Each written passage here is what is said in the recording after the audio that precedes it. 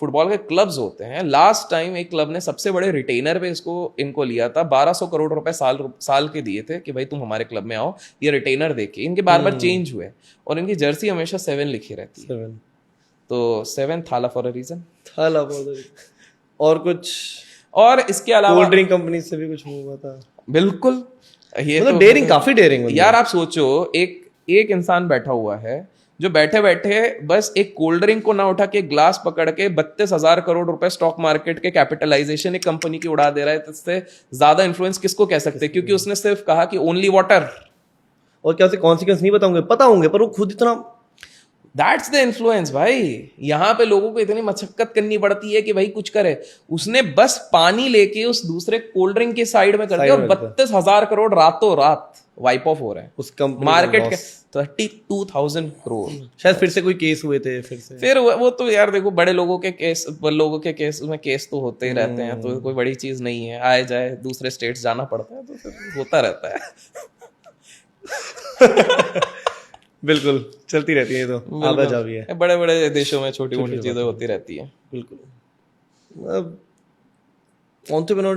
Entrepreneurial world भी काफी चीजों से, बिल्कुल काफी अप्स एंड डाउन्स इधर चलते रहता है। हमारे देश की अगर बात करें, किंग कोहली की बात करें, किंग कोहली किधर काम करते हैं, आरसीबी। 18 साल बाद जीती। अब आरसीबी का ही आप केस देखो ना, 18 साल से हार रही थी, कमाती कैसे थी? सिंपल सी बात है भाई, आरसीबी की तब भी सबसे प्रॉफिटेबल थी ना वो, सबसे ज्यादा प्रॉफिटेबल विनिंग टीम को 250 से 300 करोड़ कॉन्ट्रैक्ट मिलते थे साल भर के, इनको 400 से 450 करोड़ के मिलते थे।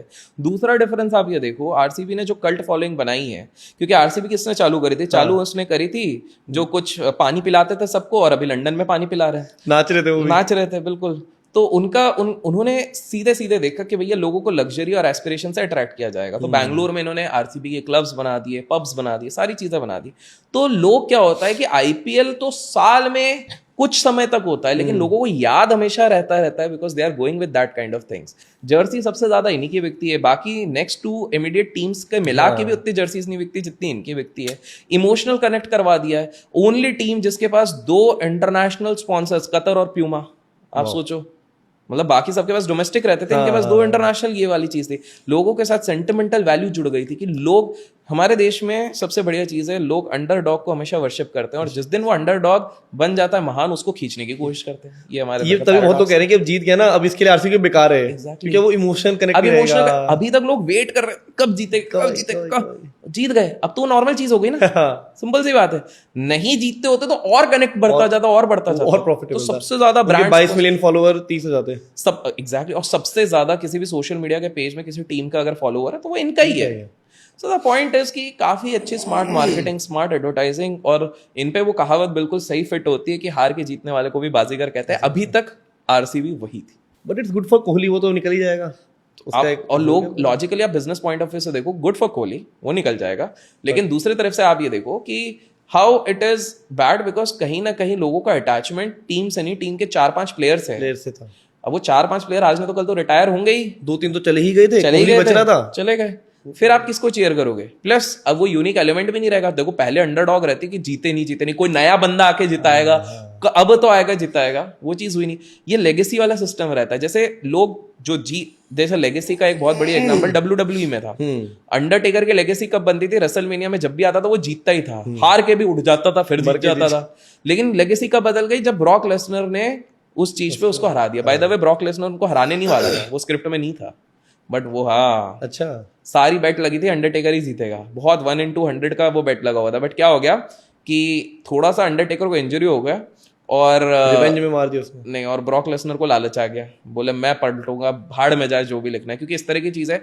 एक मॉन्टेरियल केस हुआ था जिसमें लोगों को शायद नाम भी नहीं पता होगा इस तरह के, ब्रेट हिटमैन हार्ट करके एक रेसलर था, कैनेडियन, सबसे फेमस चल रहा था, और शॉन माइकल्स तो पता होगा, शॉन माइकल्स बाद में आया हुआ था। तो इन दोनों का मैच था।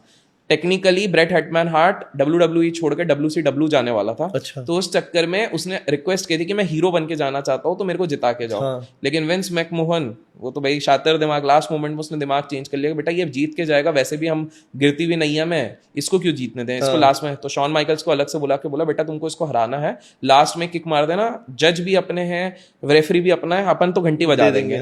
तो लोगों ने क्लियरली वो देखा हुआ था कि नहीं जीता था, लेकिन शॉन माइकल्स को टन टन टन टन करके जिता दिया। वहां पे।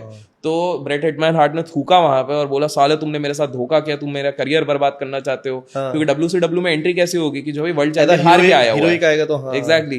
तो ऐसे करके तो बहुत वो लफड़ा हुआ, बट फिर वो माहौल चला। विंस मैकमोहन ने बाद में कन्फेस भी किया कि हमको करना पड़ता है उस तरह से। सबसे स्मार्ट इंसान WWE में तो एक निकला, वो था ट्रिपल एच। ट्रिपल एच कैसे? मालिक की बेटी को ही सेट कर लिया यार और क्या चाहिए। मालिक की बेटी को सेट कर लिया, बढ़िया गद्दी मिल गई।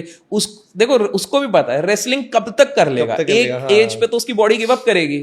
तो उससे पहले उसने प्यार के बीज बोने शुरू कर दिया।